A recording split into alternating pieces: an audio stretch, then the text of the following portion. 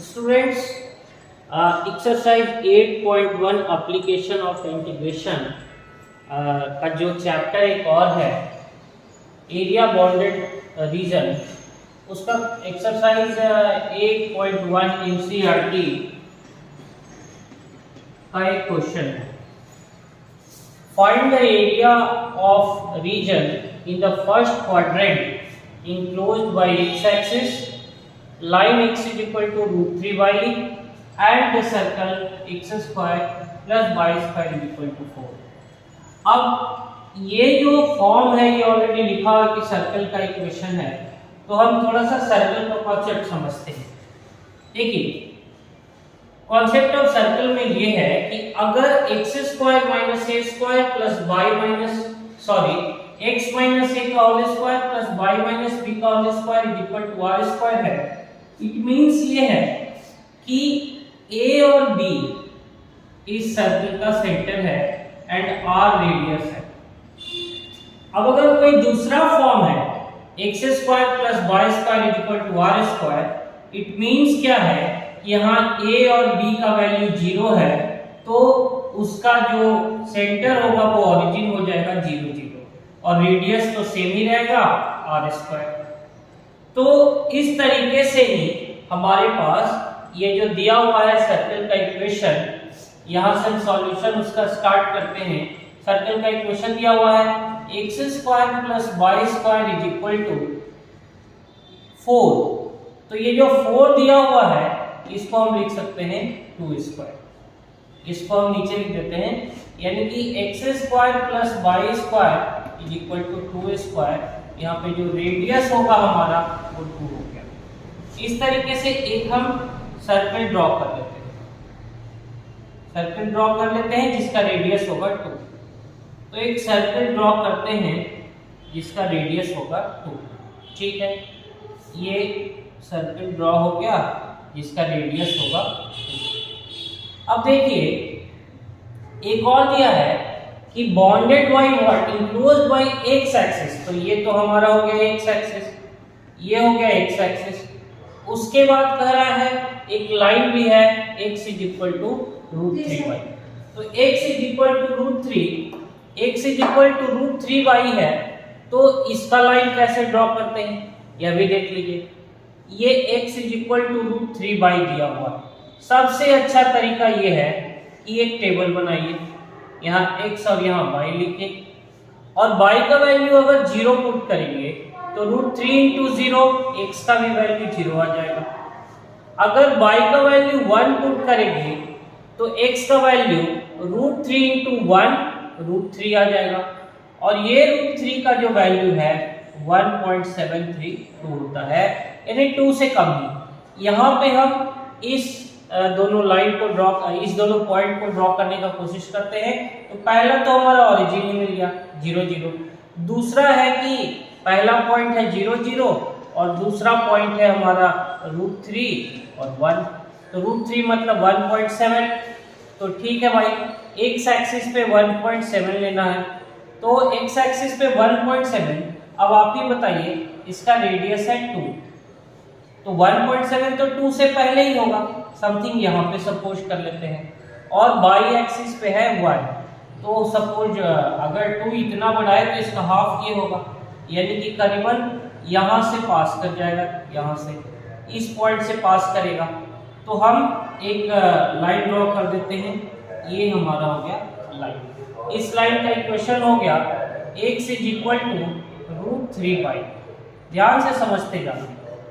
अब इसको हम इरेज कर देते हैं क्योंकि सिर्फ और सिर्फ ये सब लाइन ड्रॉ करने के लिए किए थे। अब कह रहा है कि वो एरिया फाइंड करना है जो इनक्लोज्ड बाय एक्स एक्सिस होगा। तो ये हमारा एक्स एक्सिस है, एक लाइन होगा तो ये हमारा लाइन है, और 10 एक्स एक्सिस ये है, ध्यान देना, और लाइन ये है, ठीक ना।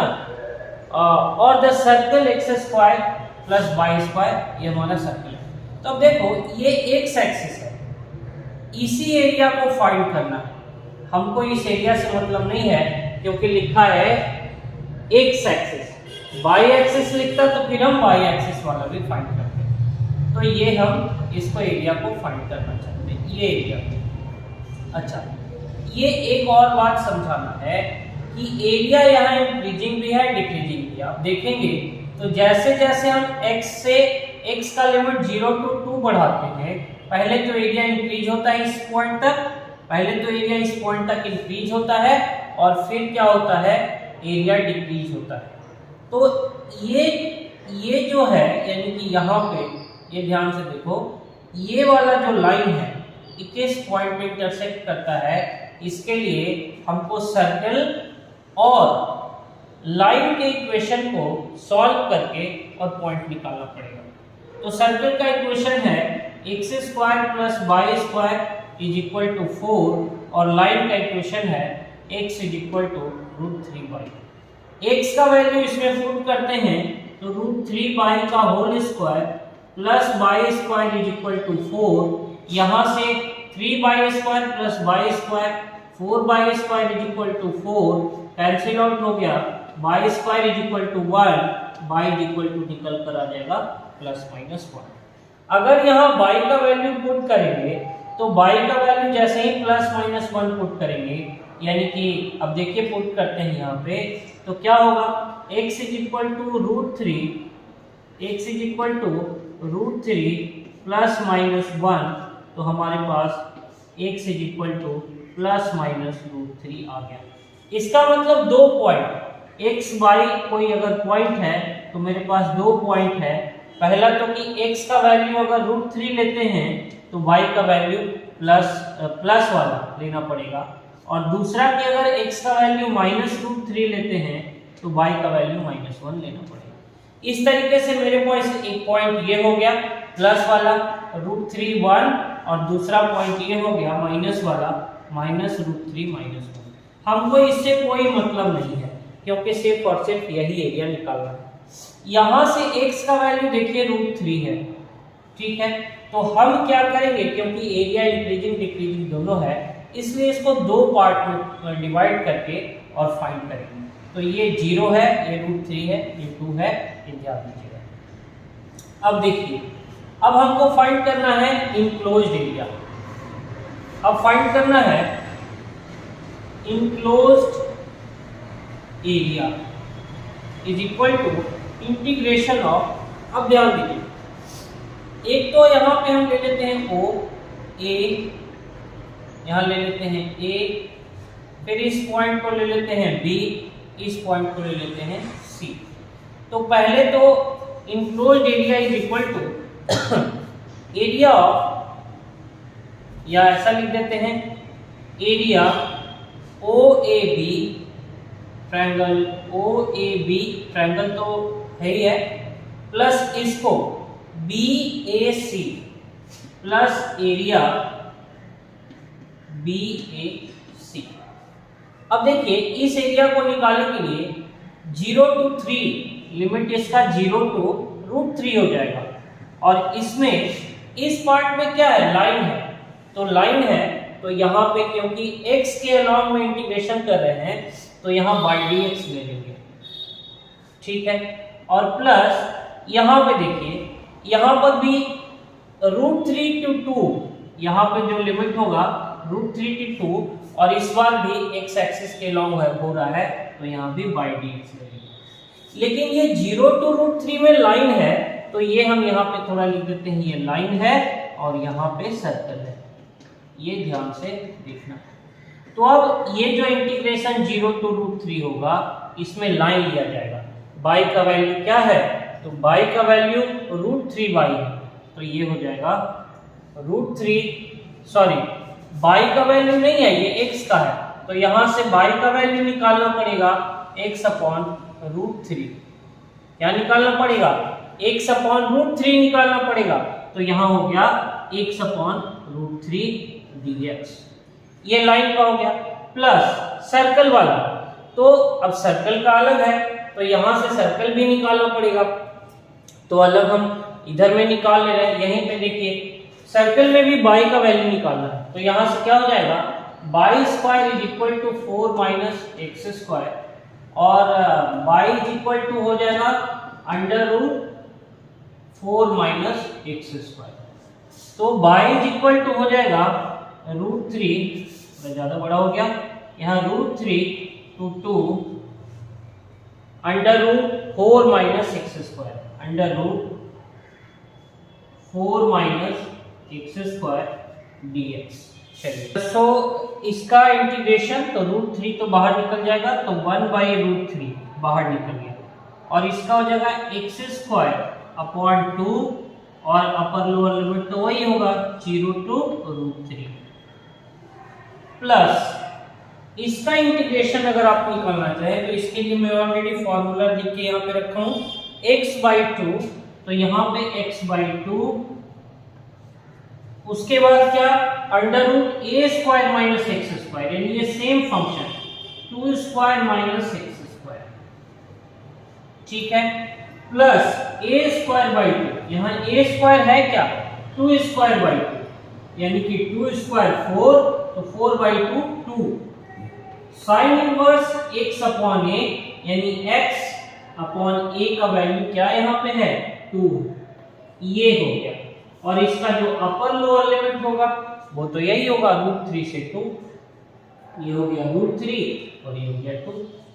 अब यहाँ के बाद हम लोग इस जगह पे चलते हैं, तो ये तो 1/2 √3 हो गया।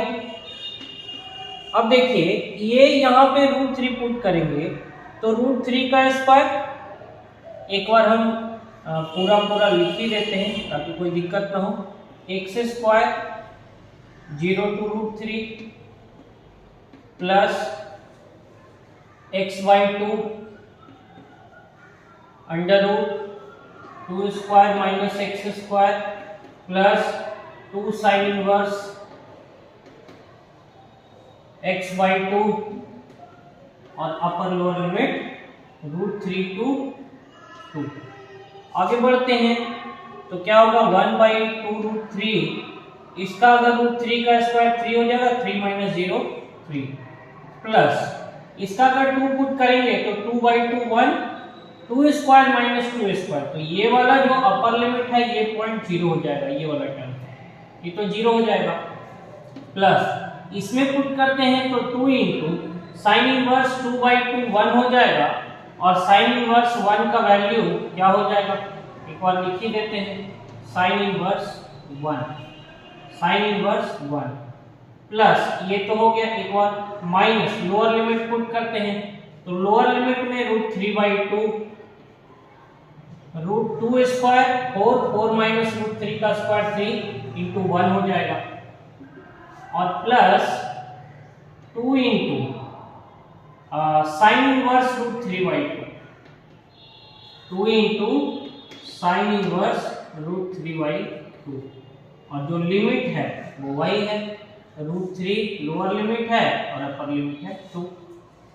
अच्छा ये अब क्या, तो लिमिट पुट कर ही दो, इज इक्वल टू, ये √3 से √3 कट गया तो √3/2 plus 0 cancel out, 2 × sine inverse 1 का वैल्यू π/2, कैसे ये होता है पिछले वीडियो में जाकर देखिए तो आपको समझ में आ जाएगा, माइनस √3/2 और प्लस 2 × साइन इनवर्स √3/2 का वैल्यू साइन 60 √3/2 होता है, तो यहाँ पे हो जाएगा π/3।